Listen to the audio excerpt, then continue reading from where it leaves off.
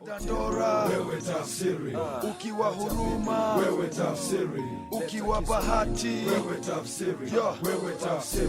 Wewe tafsiri. Ukiwa Westlands, wewe tafsiri. Ukiwa Muthaiga, wewe tafsiri. Ukiwa Lang'ata, wewe tafsiri. Wewe tafsiri. Wewe tafsiri. Hata na Okongo, wewe tafsiri. Bugu na Uhuru, wewe tafsiri. hata kule Runda, wewe tafsiri. Wewe tafsiri. Wewe tafsiri. Wewe unastahili kunipa nafasi nitumie Swahili mimi zuru mpaka kila nation nikitangaza kuwa Afrika kuna matata basi mashaka wadogo kwa wakubwa huku nasi twapata hakika hatuna kichwa wala mkia hapa akina oboho kauzi sasa wako kwenye wira wape hiyo correct kububia fila nilishika microphone kila siku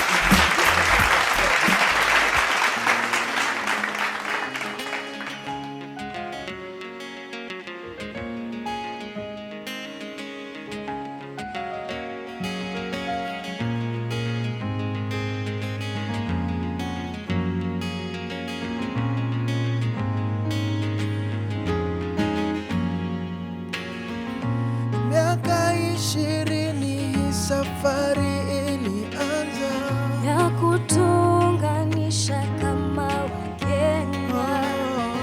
Twende tukiuke, twende tukiuke. Let's go beyond, let's go beyond. Yeah.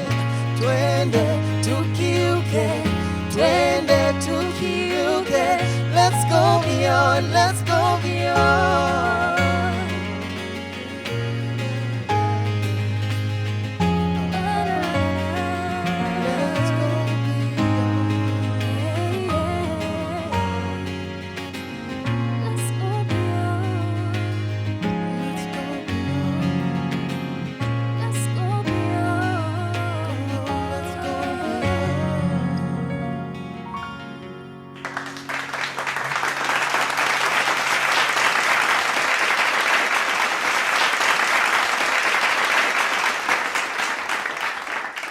Niaje, ndio sisi hao tena. Mimi najulikana kama Fire Njambi, otherwise known as Njambi Koikai, and we're back again on Engage session nyingine, na this time round nawaletea stories za kina mother wa mtaa.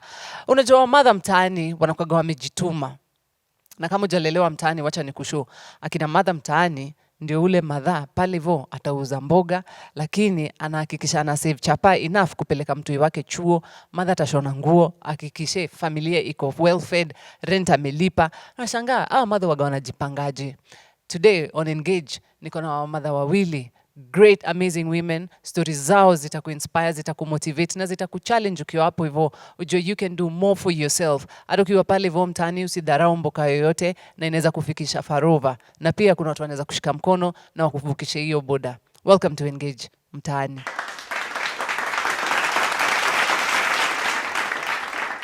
So vile nilikuwa nimewashow, niko na some two amazing ladies from Kibera constituency, maeneo ya Katwekera, and they have done amazing for themselves. Naweza taka sana kuintroduce these two ladies, niwapatie chance watupige stories zao, msikie vile mazee wametoka far. Ani akina mother zetu, na wananikumbusha vile si tuligrow. Akina mother wakihustle ndio watusomeshe, tukapenya, tukafika mahali tumefika. Stories zao zitakuinspire na zitakupatia so much strength. Ukiwa pale hivyo maybe unafikiria mimi siwezi toboa. I'd like to invite Davina on my right. Karibu sana ma'am. Asante sana na wasalimu nyote mlio hapa. Naitwa Davina Mwango, ni mkaaji wa Kibera, Kianda. Mimi nilianza kuishi Kibera 2005. Kutoka hapo nimeendelea, ni mtu wa kuhaso. Mimi ni mama mwenye nauza mboga. Niko na watoto 4 na mume. Hiyo inamaanisha nimeolewa. Hiyo inamaanisha umeolewa? Niko na familia. Okay. Nimefanya kazi yangu ya kuuza mboga kwa muda sana. Mtoto wangu wa kwanza nilimpata the year 2000. Okay. Ambapo saa hii yeye ako katika chuo kikuu. Nimehangaika sana kwa kumlipia school fees. mpaka sasa tena ikafika wakati mtoto wa pili pia anataka kuingia high school. Ngoja kidogo. Divina, unajua unakimbia sana. Sorry. Unaogopa. Pole. Na vile story yako ni interesting mom. Okay. Wa kwanza amefika university. Yes. Na unauzaga mboga. Nauza mboga. Kibera. Yeah. Kianda. Yeah. Uliuzaje mboga mpaka akafika university? Na kwa university gani? Huyu wakati nilianza kuuza mboga, ni vile tu nilikuwa sina mbele wala nyuma. Mzee wangu hufanya kazi ya juakari, yeye hupatisa. Ataenda apate ama akose arudi. Nikaanza kuishi kwa maisha ya kuhangaika. Nikaona tu wacha nianze kuuza mboga, nikiwa na watoto wawili. Nikaanza tu naweka mmoja kwa mgongo, naendea mboga, mwingine akienda shule kama ameanza baby class. Nikaendelea hivyo kuuza mboga kidogo kidogo mpaka nikapata nimeshika kazi sasa. Huyu mtoto wa pili pia mwenye nilikuwa nabeba kwa mgongo pia yeye nikampeleka baby class. Nikaanza kung'ang'ana nao hivyo, tukaenda nikaona hii kuuza kwangu mboga at least hatulali njaa. Hata kama mzee anakosa at least kuna ya chakula. Kuna ya chakula. Ikafika 2013 mtoto wangu sasa first born amekuwa mkubwa. Sasa amefanya class 8, anataka kujoin form 1. Jameni nilihangaika hapa. Hii pesa yenye natoa kwa mboga haitoshi. Mzee yake yeye ni kupatisa. Sijapata leo. Hakuna. Mtoto amefanya class 8. Akapata marks ngapi? Alipata 361 marks. Out of 500. Out of 500. Huyu mtoto alikuwa ajiunge na shule ya upili ya National School. Ambapo ilikuwa ni Kisii County. Na Sironga Girls High School. Iko Kisii. Iko Kisii. Najua tuko na jamaa anatoka huko Sironga. Okay. Sasa hakuweza kwenda huko kwa sababu uwezo wangu ulikuwa kwa kiasi ya chini kabisa. Lakini nikapata rafiki mwingine akaniambia mpeleke county school. Hiyo county school sasa utang'ang'ana nayo na utaongea na mwalimu. Nikampeleka Kiambu County, Senior Chief Koinange. Huyu mtoto nilianza kung'ang'ana na yeye ndio sasa nikaanza kulala njaa kabisa sasa. Nilienda nikaongea na mwalimu, akanikubalia, akaniambia kila wiki nitakuwa napeleka shilingi 500. Na uko Kianda? Niko Kianda. Na Senior Chief iko Kiambu? Sasa fare plus 5. Plus 5. Akakuja akanirahisishia akaniambia utaweza kuwa unatuma kwa M-Pesa na ukituma unaandika message inasema umetuma hiyo pesa huko. Niling'ang'ana na hiyo maisha. Saa zingine hiyo 500 kwa wiki ilikuwa inanilemea zaidi. Ikafika 2016 mtoto wangu wa pili akafanya class 8.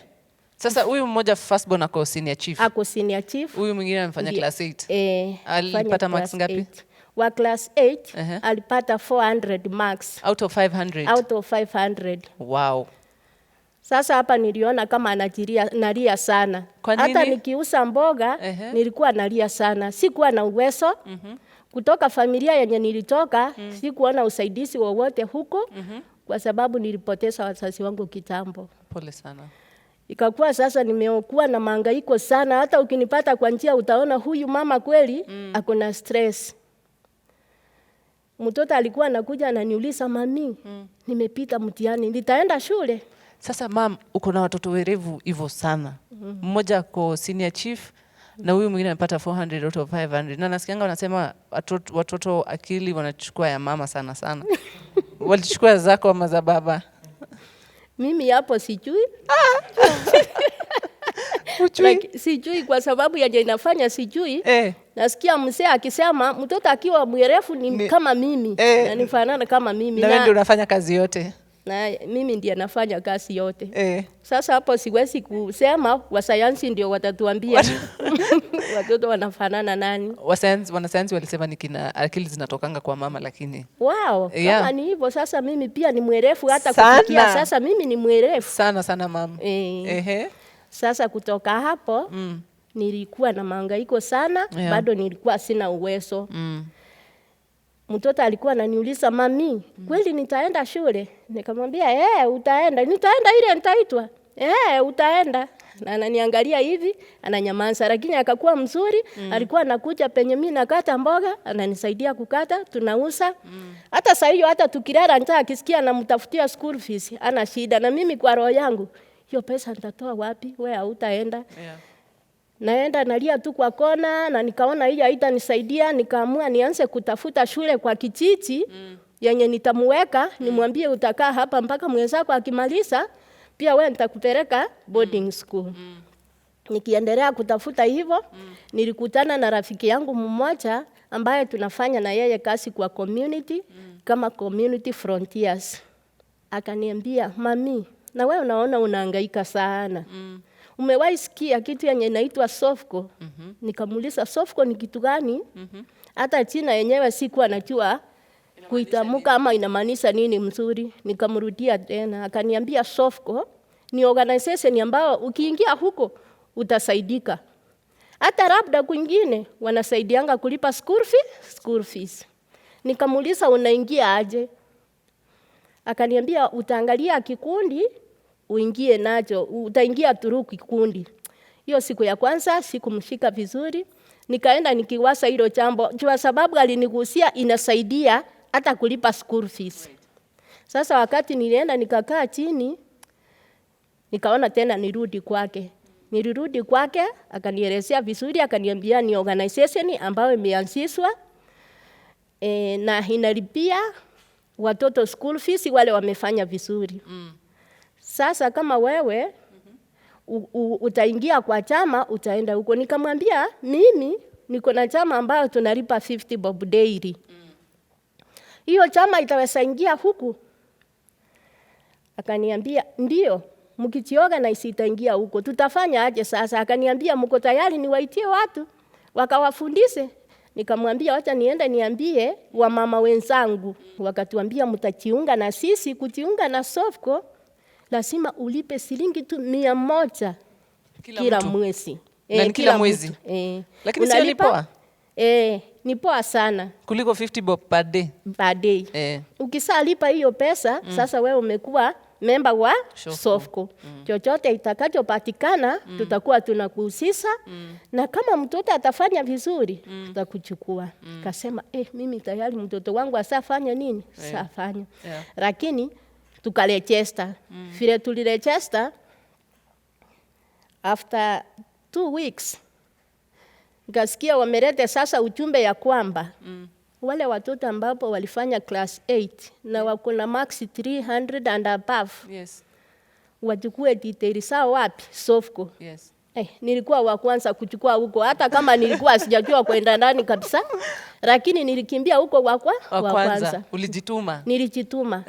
After 1 week walikuwa wachaniambia, after 1 week ndio nikapata message kwa simu yangu nilikuwa nayo inaniambia, "Congratulations, you have qualified." Ukashindwa qualified? Nikashindwa to get a score. Nikasema Mungu, thank you Lord. Nilienda kwa kona kwa nyumba yangu, nikapiga magoti chini nikaomba. Nikasema kumbe mtoto wangu ataenda shule. After 2 days nikapata barua kutoka kwa shule Pangani Girls High School. Mtoto ameitwa huko. Nilifurahia yangu yote. Siku silegi na ile message mpaka Shofco. Mtoto ameitwa hii shule. Pia wao waka-congratulate. Alafu wakaniambia enda sasa, tutapanga. Nilirudi, baadaye tena nikapokea simu, kaambiwa ya kwamba sasa tutakuwa na launching. Ya wale scholars wote ambapo tumechukua, tutakuja kuambia community sasa hawa ndio wamechaguliwa na tunataka kuambao waendelee na masomo. Ulete familia yako. Mimi sasa ndio huyu sasa naambia mzee sasa unaona masuri imetokea hapa. Ajipange. Sasa jipange sasa tunaenda launching. Na tulienda tukapata CEO wetu. Ilikuwa hata ndio siku yangu ya kwanza kumuona Mr. Kennedy Odete, ambaye ametufanyia makubwa Shofco. Tulifanyiwa launching huko, tukaambiwa tuendee check, ambapo niliendea, nikapeleka mtoto wangu Pangani. Singeweza kumpeleka. Lakini kwa sababu kupitia Shofco nikapeleka mtoto wangu Pangani High School ambapo amesoma huko for 4 good years. Mimi silipi school fees. Walikuwa wananilipia 69,000 per year. Wow. Mtoto wangu alikuwa kama mtoto wa wadoshi wengine huku. Hata huwezi sema ni wa Kianda. Au huwezi sema ni wa Kianda. Hakuna siku alifukuzwa school fees. Alikaa tu, nilikuwa namwambia sasa hii shopping yenye nafanya hata kama ni kidogo utavumilia nayo. Na Frida alienda Shofco walinisaidia. Siwezi kusahau, hiyo ndio siku maisha yangu yalibadilika. Niliendelea tu kuuza ile mboga yangu na kung'ang'ana na yule mtoto ambaye alikuwa mmoja sasa wa high school. Nikaendelea tu kidogo, huyu mtoto naye akamaliza, Mungu akamsaidia, akafaulu. Alipata huyu wa form 4 mwenye alikuwa Pangani ameshamaliza? Yule alikuwa wa kwanza. Oh, yule alikuwa kwanza wa senior chief. Okay. Ndiye alitangulia kumaliza. Kwa sababu huyu wa Pangani akiingia form 1 na yule anaingia form 4. Okay. Kulikuwa na mzigo. Lakini sasa Mungu alinijalia pia yeye, nikamlipia akamaliza. Kiongojea matokeo nilikuwa na raha sasa. Sikuwa na stress. Hata nikule kibaya nikaanza kuonekana kama uso inang'ara na hakuna kitu yoyote. Ni ile hali tu mtoto ameenda wapi? Ameenda shule. Sasa wakati matokeo ya yule mtoto wa kwanza ilikuja, ilikuwa ni ile yenye tulikuwa tunasema hapa hakuna matumaini. Ilikuwa ni wakati wa Matiang'i. Na tukaona kuna tension sana, watoto wanakimbia, wazazi wanakimbia, ati kuna watoto wanachungwa sana na mtihani. Kuna maaskari, hata watoto hawatafanya mzuri. Lakini vile Mungu ni Mungu, huyu mtoto alijaribu vile alikuwa anaweza, kwa sababu yeye alikuwa anafukuzwa sana. Alimanage kupata C+. Akaitwa Rongo University. Sahii anasomea education na anaendelea poa. Na huyu mwenye ako Pangani akaendelea tu hivyo. Sasa sina stress, yangu imepunguka, ni kukura tu. Wengine ni wadogo, ni kukura na kung'ara na kutafuta tu ka pocket money ka 200. Huyu mtoto ana understand maisha. Akaendelea, mimi hapa kwangu nikaendelea kubadilisha maisha. Na kwa sababu ya ile ujasiri ambao nimekuwa nayo, niliendelea sasa kunawiri. Nikaanza kubadilisha maisha yangu, ikaanza kubadilika hivyo. Nikajipata sasa mboga yangu hata inatembea mzuri. Sasa wanunuzi wameanza kukua wengi. Sijui wakati huo nilikuwa nafanya na uoga, sijui nilikuwa nafanya aje. Unajua usipojiamini, kitu nilikuja kuona, usipojiamini hata mtaani, saa zingine hata tu nje watu wanaona mama nani ajiamini, lakini ukijiamini watu wanakutambua. Sasa tangu nianze kujiamini, watu wakakutambua. Wakanitambua. Huyu sio wetu ni mzuri sana, Mr. Keno Dede. Popote ulipo unisikize tu, tunaendelea patu tunakukuombea. At least sasa huyu wa Pangani alimaliza shule?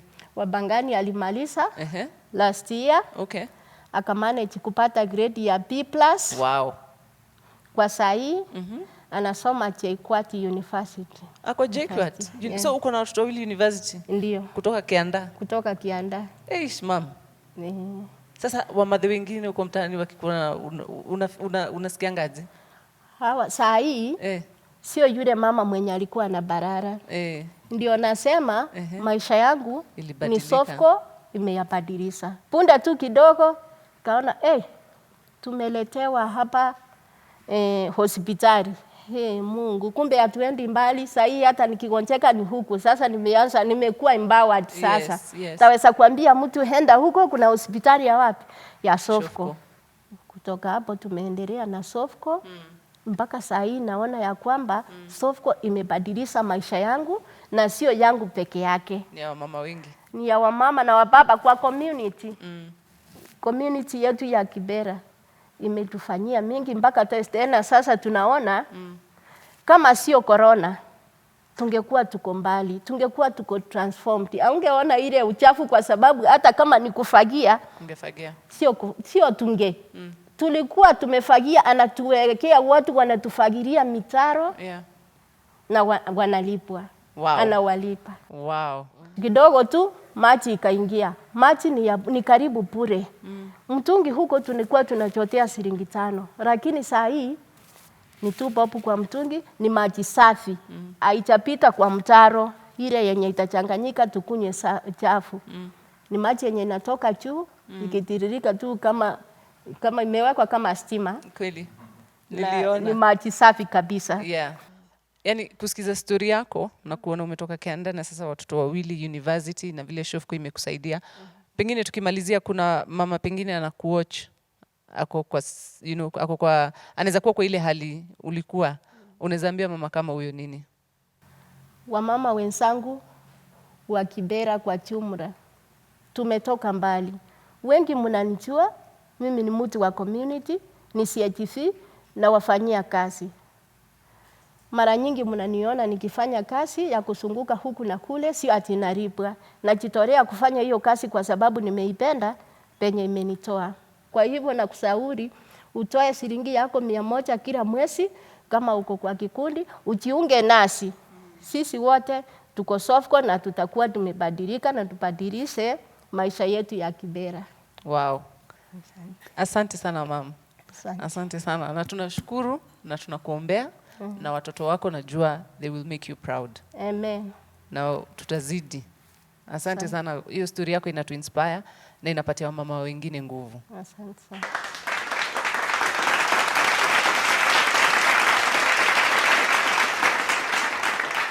So tunaenda music break and coming up next is Johnny Zaya. Enjoy.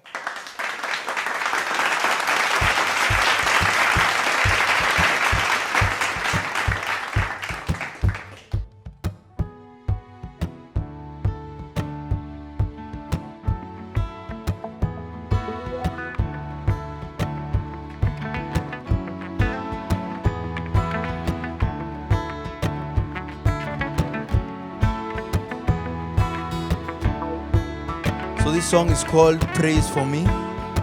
It's a song about me exploring love as a young man. Na vile kila mtu ako na opinion ya nani nafaa kuwa naye. To the point where niliambiwa wasichana wa Kenya hawezi. But I tried for myself and I found that to be a lie. So this is Praise for Me.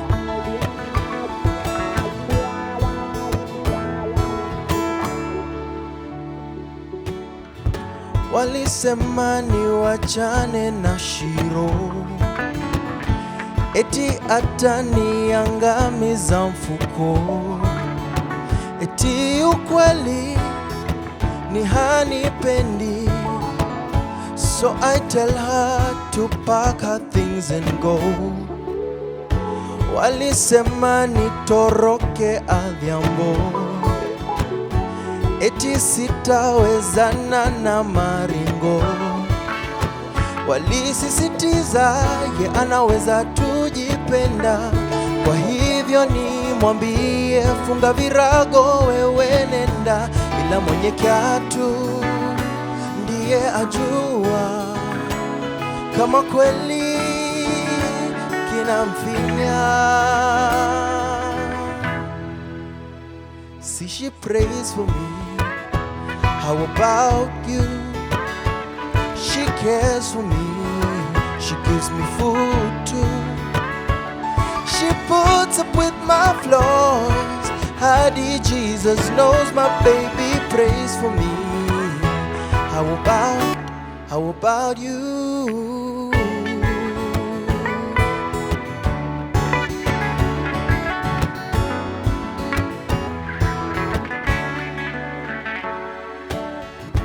Walisema nitengane na Naliaka, asiposhiba atanilisha talaka, atasingizia ninavyomtesa kwa familia. Kwa hivyo nimwambie aniondoke bila kuchelewa, ila mwenye kiatu ndiye ajua kama kweli kinamfinya. See, she prays for me. How about you? She cares for me. She gives me food too.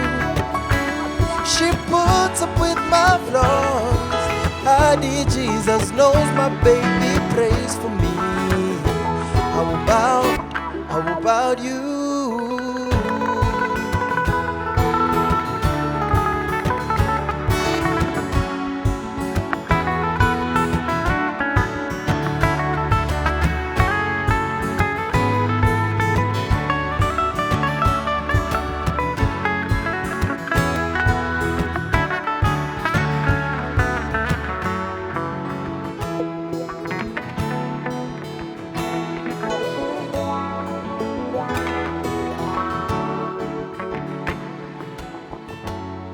Sema sitapata mke wa maana nikimtafuta hii Kenya.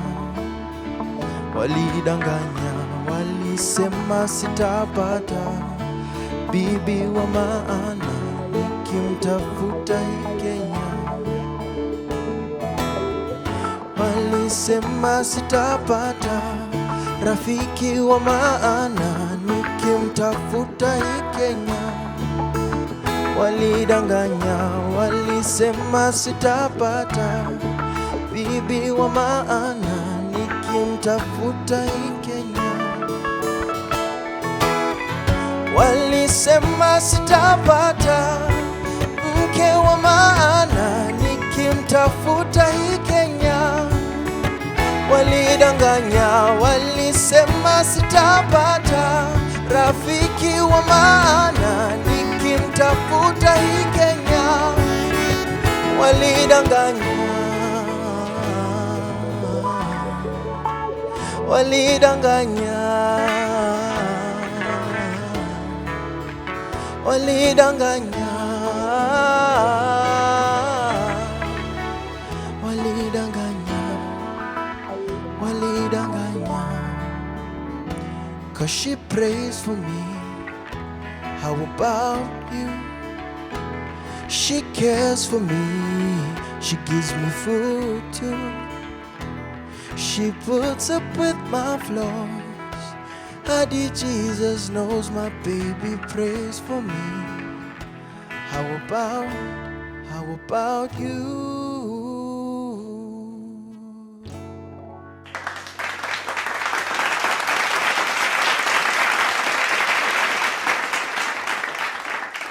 My story has been I've been since my childhood, I've been really trying to, when I saw a lot of suffering, poverty, and less of hope, people really giving up.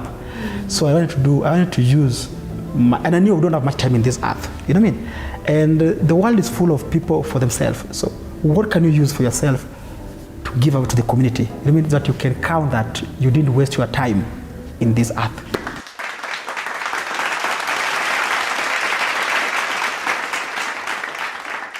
I was born and raised in Western Kenya, Vihiga constituency. The setting is so rural, and I would say I spent most of my childhood, and by this I mean my primary school and better part of my secondary school. I went to Bunyore Girls High School, one of the best schools in Western, thanks to the teachers. I would say it's a place where my character development, I know it's so trendy right now, started. In 2005, I finished my high school, and for the first time, I had to make a career decision that now that I'm not going to campus, to university, what else am I supposed to do?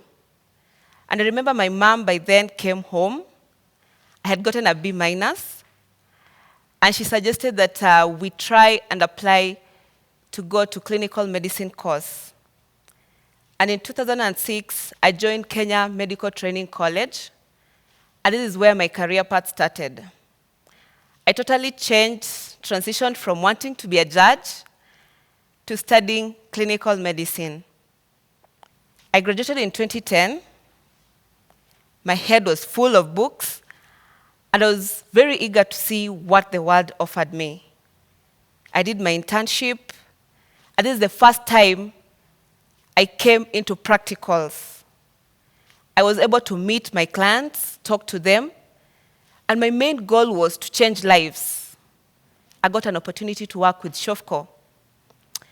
Shofco is a grassroots movement, an governmental organization that works to catalyze and transform slums by providing general critical services, advocacy platforms, education, and empowering women. When I arrived in Shofco in 2015, as you would guess, I came as a clinical officer. Part of my passion was to continually touch lives. But this was different.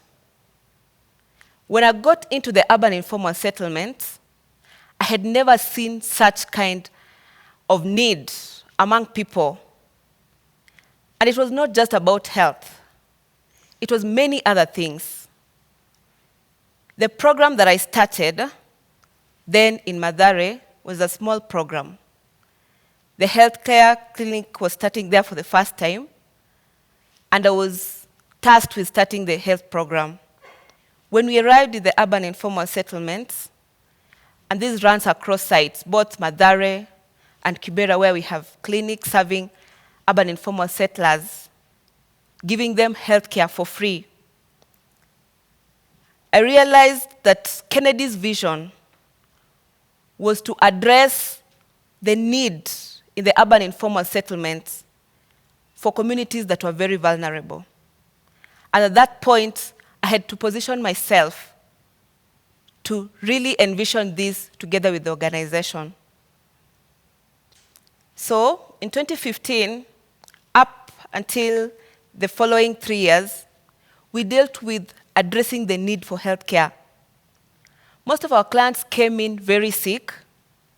I remember commonly we would deal with very sick clients who've been in the houses for almost 10 to 15 days without getting somewhere they could just get free treatment. Because apart from health, they have the other needs. We had women and men who had lifestyle diseases, hypertension, diabetes, and they were getting into these chronic stages, ideally because, one, they do not have access to early screening, or they cannot afford the daily hospital visits.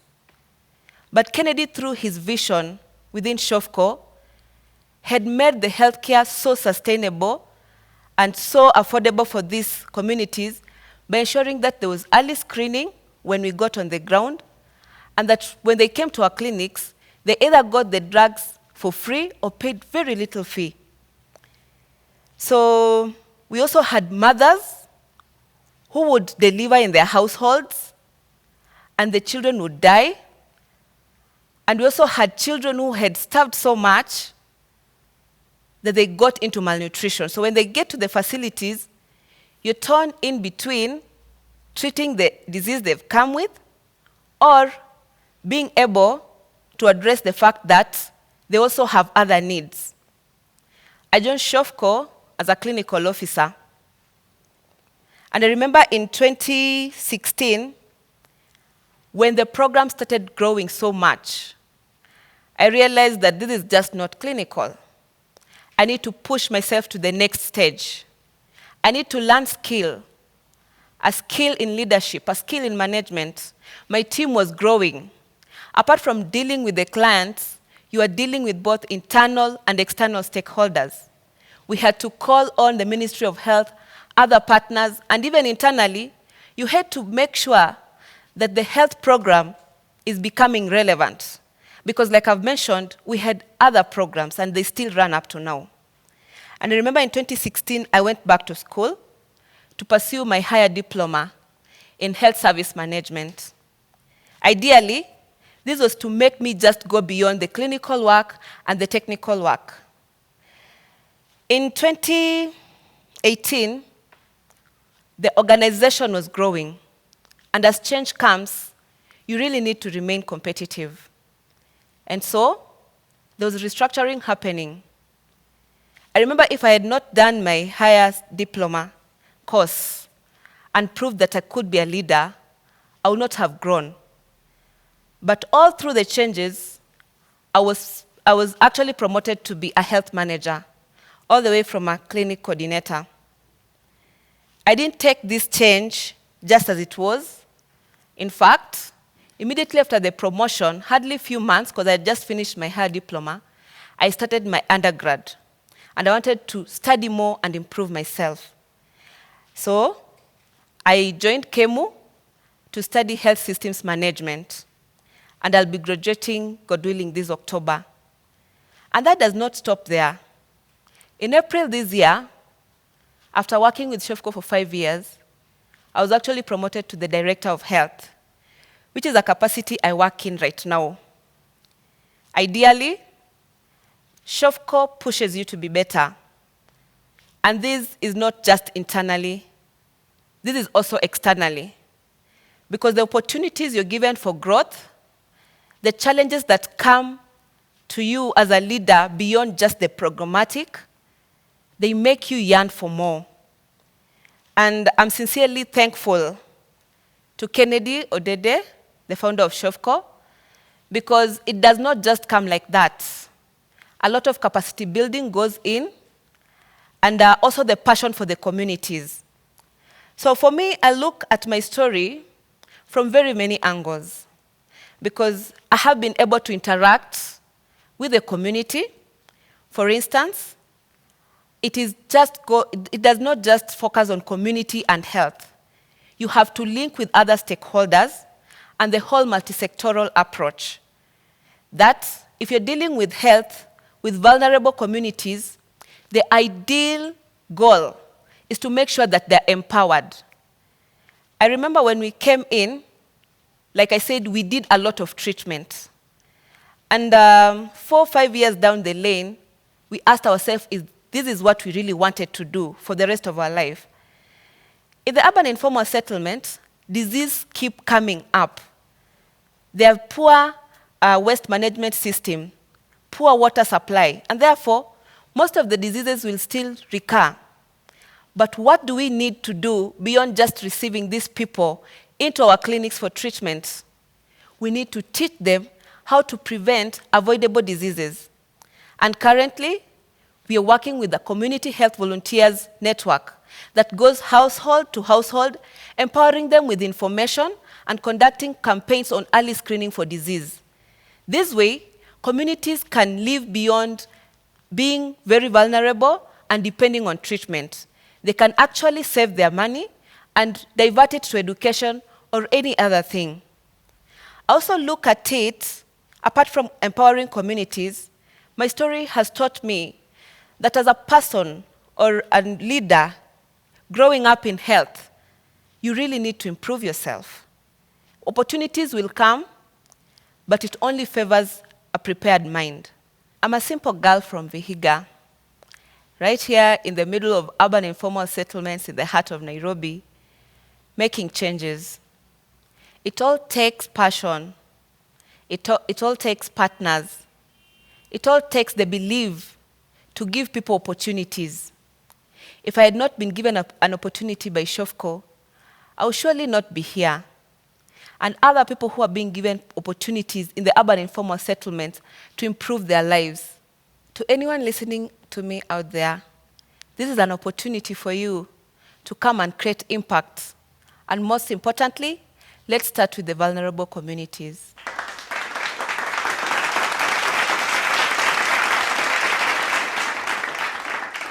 Nyaje majama, naitwa Joseph Kiaru Irungu. Nafanya job na Safcom, mimi ndio area manager huko Nairobi hapa. So muka Vangeli area kutoka pale hapa hill nafika mpaka Kilimani, Halingam, Kibera na Kawangware. Kwangu tu challenge ni kwamba ile tunashoma vijana leo kwamba mimi life yangu imekuwa poa, sisi sema imekuwa life moja mbaya. But all in all, nilikuwa chuo. Sana sana Pumu, acha niongee about Pumu. But siku nilikuwa Pumu ilikuwa chuo moja. Hiyo chuo nilisomea ilikuwa chuo moja ilikuwa na ugeto mob, acha niseme ugeto mob. Juu wasa Nigeria walikuwa wasomeja huko, wasoma majengo, wase wa Eastlands ndio kwa wengi. Timu kama ball, ungecheza ball kwa kutoka Eastlands. Hiyo chuo ilikuwa hiyo extreme yani. Si wasa watika tulikuwa ambao tucheze baki, si ni mababi. So hiyo chuo ilikuwa extreme hivyo.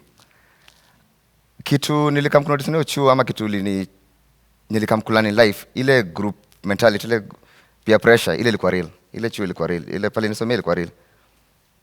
Ile kweli design unapata na siku hizi imechange by the way, siku hizi ni poa sana. Siku hizi tumekuwa boarding. Unapata class nusu siwe wanachoma. So unapata break time tu hivi ikifika, bell ikipigwa unacheki tu class mzima class nusu imetoka imeenda nyuma kwa mashamba huko, unashindwa sana kufanya nini. It is so sad ilikuwa inaenda hivyo. So pia mimi nilikuwa influence. Juu sasa pia nataka kama boys. Nataka ni feel ko part of this class. Nilitry hiyo kitu by then nilitry. Na thank God Angel nikata juu nilikuwa vibaya sana. Kichwa kaniuma, macho kwa red. But hata kama ingenifanyikia hivyo jenye kitu nilikataa. Hata kama singefanyikia kitu sad sana ni kwamba hiyo class venye tulimeza chuo wasoka za life.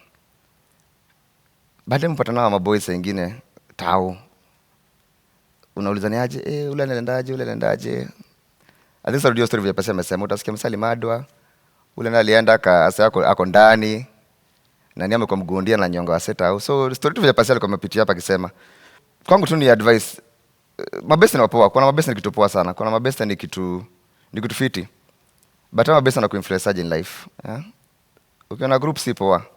Wacha watu wasemangoe ni fala. Wasemangoe ni jama uko down. When boys ujijui we siku zote unachoma wewe mbona uchomi. Wacha watu waseme by at the end of the day utafika pali yenyewe uta reap the fruits of your labor. Yeah? But one thing pia nimekamkulana about life. Kuna kitu inaitwa hard work na integrity. So hii place inaitwa Kibera pia ni place Nairobi hapa, acha niseme Nairobi hapa the whole area.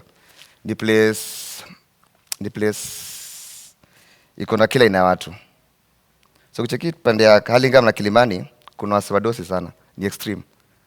Pande za Lavi, Kileleshwa kuna wasi wako very privileged. Wasi kila siku msee anaamka, msee anajua kitu anayofanya. Msee ako na purpose life. Lakini pia hii soko yangu pia kuna party ya Kawangware, Kibera. Unapata pia wase life imewachenga kidogo. Life ni ngumu. But all in all wase lazima walive. Wase ujaribu, they try their best. Hii kampuni kitu nifurahisha about Safaricom ni give back to the community. Yeah, hii uangati seri tunakulanga tu tunachukua doenya afu tunaenda nayo hivyo. Surudisha kwa community. Na hii ndio kitu moja nimefurahisha na hii kampuni sana. Hii ndio kitu moja nimekuwa proud. Sema zile kampuni zingine zilikuwa nafanya hivyo. Zilikuwa na pia na foundation zao. But kuna hii kampuni niko saa hii Safcom ni kampuni imejali sana kurudisha back to the community. Na nimeona kitu pale Kibera na Kawangware sana. Sema tiso wengine wajalingi. But nimeona pale kama Kibera juzi kulikuwa na venye pandemic ilianza. Watu walikuwa wamefektiwa sana tuseme kweli ni watu wa hizi mageto. So hii kampuni ilikama hapo ikasema tuweze achiliwa sana. Hata kama life haijakuwa poa lazima tuwashikilie. So I think kuna madam walikuwa hapo wawili wakaongea about Shofco. Na hiyo ni kampuni moja tumeshikana nao kubwa sana iko pale Kibera. Hapo Ayani chini. So ni kampuni fulani tumeshikana nao vipoa sana na tunafanya a lot in the community. Mmesikia story yangu ya Engage Mtaani na kuna watu pia walikuwa hapa before mimi na wameongea story zao. So tuna encourage tune in msikize story zetu. Na kama pia una story unataka kutuambia, unataka kuambia vijana huko mtaani, tunakuencourage pia ukam get in touch with us na ukam tuambie story yako na tu encourage mavijana na to make people a better life. Tuende tukiuke. Asanteni sana.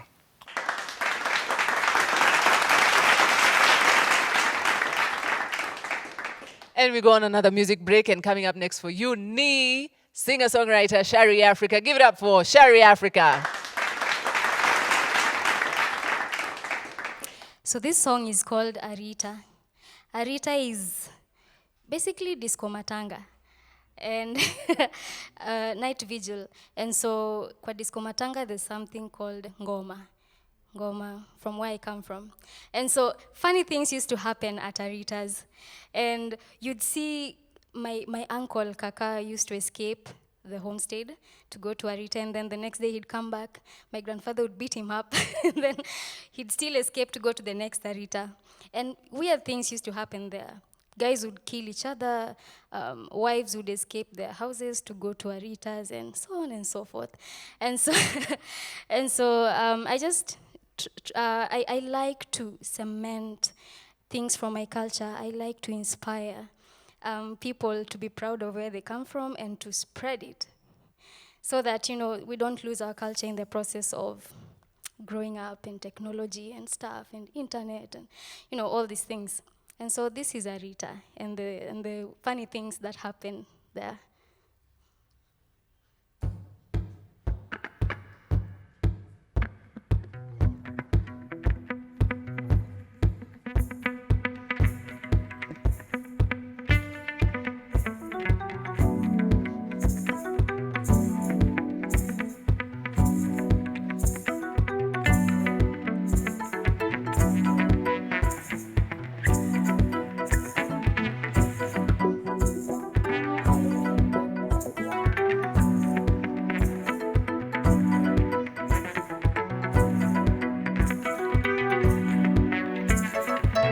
Ana beta beta kaparo ndalo mane wa miele bomba pare pare. Ana nyera nyera kaparo ndalo mane wa miele Rita rundore ya rundore. Ana beta beta kaparo ndalo mane wa miele bomba pare pare. Ana nyera nyera kaparo ndalo mane wa miele Rita rundore ya rundore ya ya ya ya ya ya ya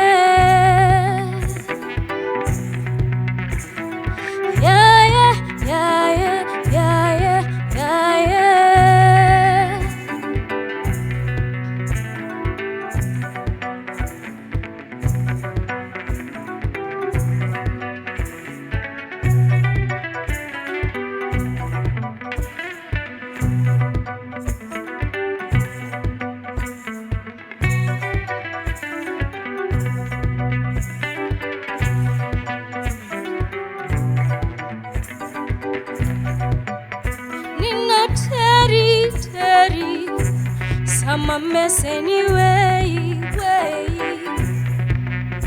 Nino kwanyi Sama meseni way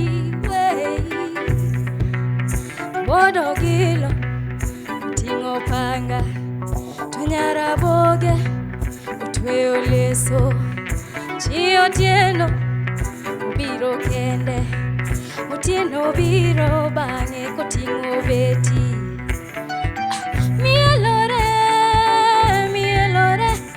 Goma mielore, Arita mielore, betore, bano betore, Arita betore, ngato gimare, ngato gimare, ngato gimare, ngato gimare.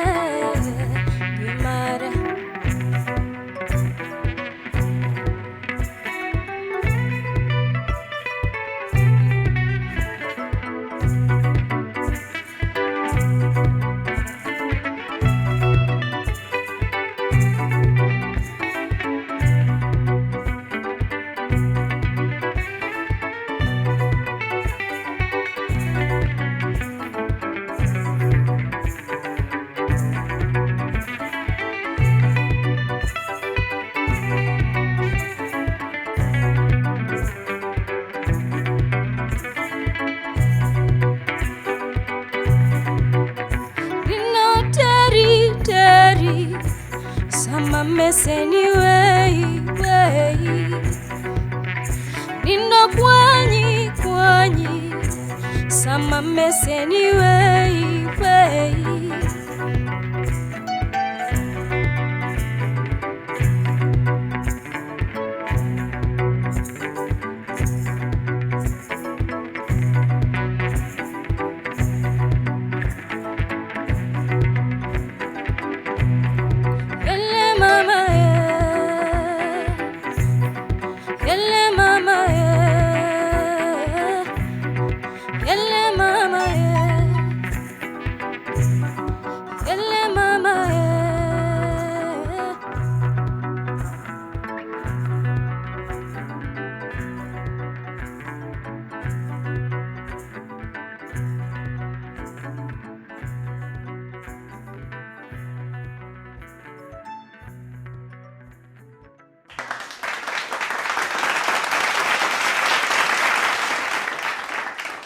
I get driven by people.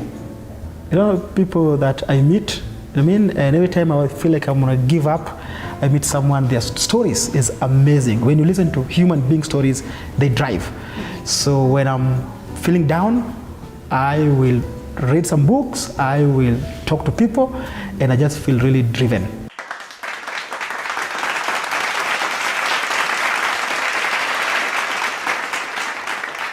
And welcome back to Engage Mtaani kama kawa Faya Muma Njambi hapa hivi, otherwise known as Njambi Koikai. And of course, leo hapa hivi kwa Engage nilikuwa nimewaambia niko na two beautiful ladies, Mama Glorine, otherwise known as Davina, and I'd like to introduce you to Frida. Frida pia kuna story yake, anatoka maeneo yanajulikana kama Soweto, Kibera. Karibu sana mama. Kwa majina naitwa Frida Nancy Oyugi, mkaaji wa Kibera, Soweto. Nairobi nimeingia 1999. Hapo tu Kibera ndio niliingia. Na ndio maisha yangu ilianzia na ndio niko mpaka saa hii. Right. Kufika Kibera nilipata mume. Yes. Tukakaa. Alikuwa driver wa matatu. Sasa mimi kukaa Kibera sikuwa na kitu ya kufanya. Nikasema sasa nitakuwa nakaa hivi kwa nyumba. Nilikuwa na interest kidogo. High school nilisoma home science. Sasa nikamwambia nataka kuenda nijifundishe kushona juu niko na idea kidogo ya kushona. Akanipeleka Makina. Nikakaa karibu 3 months. Sasa kulipa hiyo pesa ya kushona ilikuwa shida. Ikabidi niwache nirudi kwa nyumba. Sasa nilikuwa na practice tu.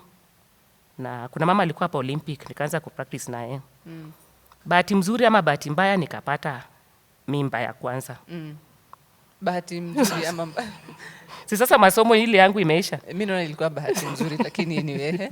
Nikazaa mtoto, tukaanza maisha na mume wangu. Mtoto akaanza class 1, nursery akaenda class 1. Sasa kufika class 3, mwalimu mwenye alikuwa anamkocha akaniita akaniambia, Mama Tracy, first anaitwa Tracy. Nimemonitor mtoto wako ako na special case. Yes. Sasa inafaa uangalie vile unampeleka kwa walimu wenye inafaa wafundishe watoto wako na special needs. Yeah. Akani direct nikaenda ABC Westlands. Yes. Nikapeleka mtoto wakaangalia, wakasema ako na shida. Mtoto akaendelea hivyo hakuwa na perform vizuri. Kufika class 6 second term, shida ingine ikamkujia tena. Alianza kuanguka. Kumpeleka hospitali nikaambiwa ako na epilepsy. Sasa ndio hiyo maisha ndio mtoto alikuwa nayo. Ange perform vizuri Julian aliambiwa bila lipimwa, nikaambiwa EQ yake iko chini. Haezi absorb anything. Sasa nimwache tu vile yako. Kufika 202 nikapata second born. Msichana pia. Mtoto akiwa mwerevu unaona tu atakiwa mdogo. Na sasa since akili natoka kwa mama unajiona. Unajiona ndio mtoto wako sawa. Akaenda nursery St Jude. Class 1 nikampeleka Soweto. Akaenda hivyo kufika class 3 nikaona pesa ile inalipwa huko ilikuwa mingi na wako wawili. Singeweza.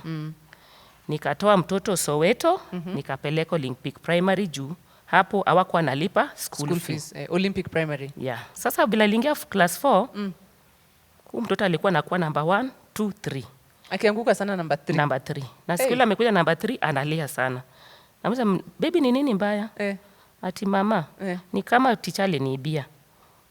Nilipata yote na ameniwekea marks zingine wrong. Akaenda hivyo mpaka akafika class 8. Nilimwona ako hard working.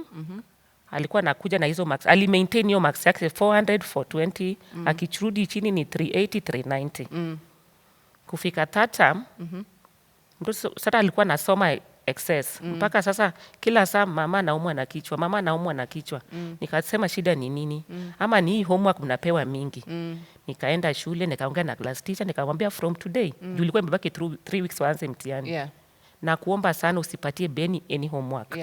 Usimpatie homework yoyote. Akaniuliza kwa nini? Nikamwambia mtoto hawezi shinda na Panadol kila saa.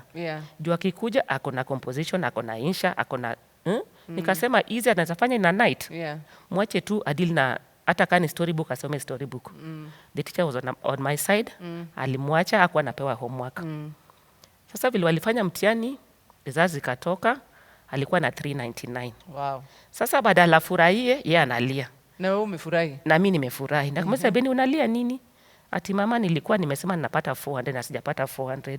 Bahati mzuri siku ile walikuwa na choose mashule, kunini yake ilirudi hiyo Asumbi Girls. Oh wow, so Asumbi. Alifurahi kabisa. Aliitwa Asumbi Girls. Wow. Sasa hapa ndio shida ikakuja. Akaniambia mama, sasa nishaitwa ile shule nilisema. Utanipeleka shule? Nikasema you've done your part. Sasa ikusaidia saidi yangu. Yeah. Juu anaona nang'ang'ana na mwingine yule. Yule mpaka mpeleke hospitali juu sasa every month alikuwa anatumia 4,000 kumnunulia dawa zake za epilepsy. Yes. Na pia high school alikuwa St. Valentine. Okay. Ye pia anataka kujoin form 1. Sasa alikuwa naona hiyo burden niko nayo. Atasomeshwa ama moja wao atadrop ama atarudia. Na bado unashona nguo the same bado time? nashona nguo. Okay. Baba ni just a driver. Mwenye gari siku ile amekataa gari iendi kazi, inasimama hapo. Siku ya hamna kitu ya kukula. Nikamwambia shule utaenda. Hapo mbeleni nilikuwa tumesikia hii mambo ya Shofco. Tukaambia tu join groups. Kwa group yangu mimi ndio nilikuwa chairlady kwa hiyo group yangu. Kwa chama sasa? Kwa chama hiyo ya Shofco. Shofco kuingia tulikuwa tunaambia wana register na 200 to be a member of Shofco. Yeah. Na every month tunalipa 100. Yeah. Kwa hiyo 100 ukishalipa, tuseme kama walisema kuna scholarship. Mtoto akipita akiwa na 300 and above, atachukuliwa. Kwa hiyo wanadendi yetu pia tuko na welfare. Mtu akikufa kwa mtaa, tunapewa 50,000 ya kupeleka mwili nyumbani. Kwa hivyo siku hizi hakuna disco matanga mtaani? Hakuna. Kwanza hii disco matanga ilikuwa inatuharibia kabisa. Unapata inapigwa usiku, hakuna kulala. Watoto wadogo wanaenda, unapata wasichana wako na mimba wengi kwa mtaa. Na imetokana na disco matanga. Imetoka na disco matanga. Sasa majority wenye wako kwa Shofco, unapata siku hizi hakuna hizo madisco matanga kwa mtaa. Na ni kitu mzuri sana. Hakuna watoto wanaloita usiku. Yeah. Sasa nikamwambia mam, si niko kwa Shofco. Wacha tuende tujaribu hapo. Siku ile walitangaza wenye walipita, wenye watoto wao walikuwa na 300 na above wapeleke slips zao. Nikapeleka yangu. Nikasema hata kama nishapeleka huko, nataka kujaribu njia zingine. Nikaenda KCB, nikapeleka vitu zangu. Nikaenda Equity, nikapeleka vitu zangu. Nikaenda kwa MP wetu pia alikuwa na nini yake ya scholarship. Kenokoth. By then tulikuwa na Kenokoth. Yes. Nikapeleka vitu zangu. Nikamwambia mama, mpaka tupate moja kati ya hizi. Kwa sababu ya vile umejituma. Yeah. Umejaribu njia zote. Nikamwambia Mungu wako. Tulienda mali mingi mpaka tupate moja kati ya hizo. Na ikishindikana. Na kuanga na hiyo nini ya Shofco, niko kwa hiyo group ya Shofco. Ikikataa nitaenda hata kuomba pesa ya nini? Ya loan. Nikupeleke shule. Akaniambia sawa. Next day tena nikapiga simu na watu wa MP wakakuja kwa nyumba. Wakaangalia wakaniambia mama Dorothy, ilikuwa inafaa tuchukue mtoto wako, lakini sasa tutamchukua juu tumempata amekuwa listed kwa watu wa Shofco. Sasa congratulations, lakini wacha aende kwa hiyo. Huwezi kuwa na scholarships wawili. Nikamwambia thank you. Next day nikaitwa na watu wa Shofco. Wow. Hivyo ndio msichana wangu alichukuliwa. Sasa mimi naweza sema watu wa Shofco wamenisaidia. Walikuwa nalipia mtoto wangu 53,400 every year. Asumbi Girls. Kenye nilikuwa natafuta ni fare ya kumpeleka na ile ya kumrudisha na shopping kadogo juu hata huko wako nataka shopping mingi. Shofco imenifanyia makuu. Kwa hivyo mimi nampigia Ken Odede, nampigia asante kubwa sana. Mimi hakuna kitu naweza mpatia. Lakini kwa ile kazi amefanya, Mungu atambariki. Kwa huyu mtoto wangu msichana mwenye nakwambia ako special case. Nilikuwa nanunua dawa every month. 4,000. Saa zingine dawa imeisha, huna pesa, inafaa meze dawa. Sina hata shilingi.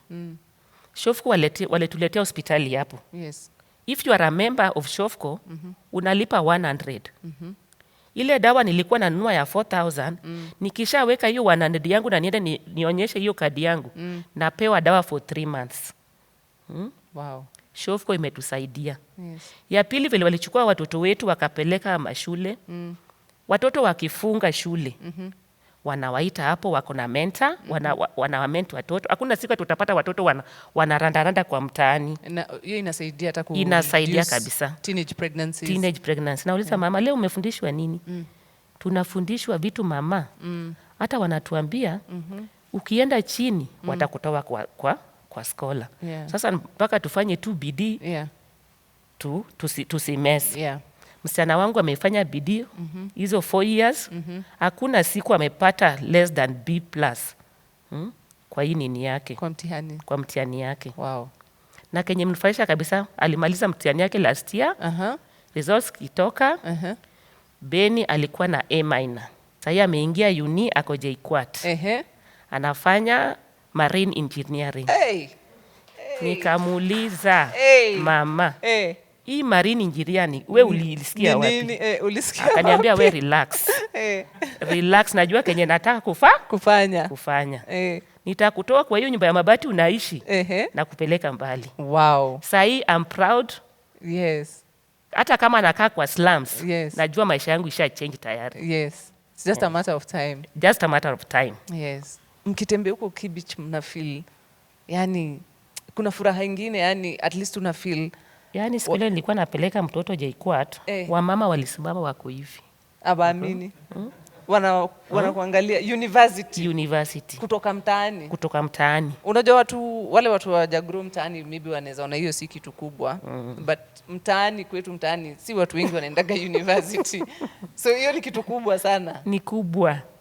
Pengine kuna madhe ako hapo hivyo home anacheki, ama kuna mtoi wa madhe ako home anacheki, ame lose hope. Unajua kwa sababu saa zingine pia wa madhe wakiwa home wanajiangalia nasema, ai nikienda huko kweli watanipatia chance, watanisikiza na mimi ni mama wa mtaa. Unaweza mwambia nini? Mimi kinazaambia wa mama wenzangu, mtoto akishafanya mtihani, usikae tu nyumbani unangoja mtoto wako amepita atakuja achukuliwe na Mungu. Hata wewe mama mwenzangu, jikakamue. Kuna sources za kupata pesa. We have bursaries, unaweza ndo ulize hapo. Hizo banks ziko hapo, zinasaidia. Na wenye wanajua Shofco iko, join Shofco, wanasaidia. Ukishaingia hapo, kuna SAN na kuna Shofco Sacco. Weka pesa yako hata kama ni 100, hata kama ni 500 every month. Sasa kule utalemewa, utaenda uombe loan hapo, upeleke mtoto shule. Usikae hapo tu chini ati unangoja. Jitume. Yes. Jitume. Na jitume is the word. Go beyond. Jitume. Umesikia story ya Frida na story ya Davina, walijituma, hawakukaa chini. Watu wao wamesoma, akili ni zao na tunakubaliana akili ni zao. Ndio maana walijituma. Juu kama akili si zao hawangejituma. So go beyond. Umecheki, these are mothers going beyond for their children. Shofco Ken Odede, the CEO, has gone beyond for the community and empowering and motivating the people of Kibera by changing livelihoods. This is Engage. Thank you for watching. I'm Njambi Koikai.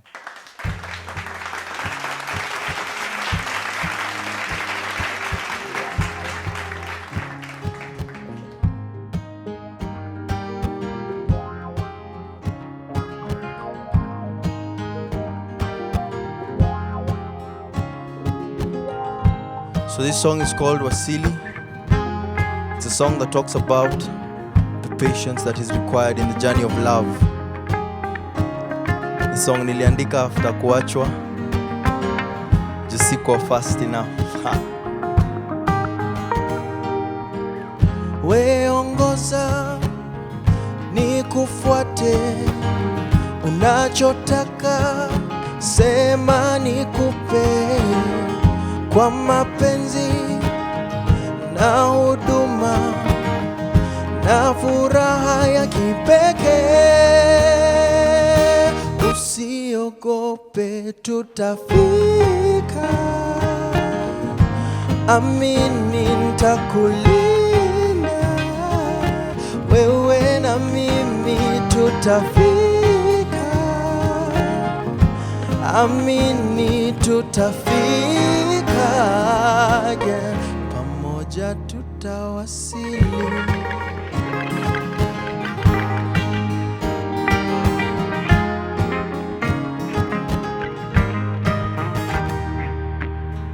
When you leave, I will follow. Take my hand and we will see tomorrow. It doesn't matter, no, where we go, as long as I have your hand to hold. Benzi, I know tutafika, amini nitakulinda, wewe na mimi tutafika, amini tutafika, yeah. Pamoja tutawasili.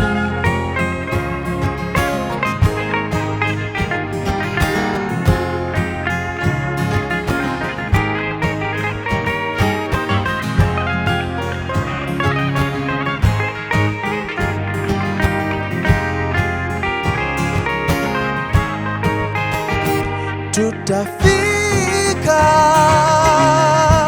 amini nitakulinda, wewe na mimi tutafika, amini tutafika, yeah. Pamoja tutawasili.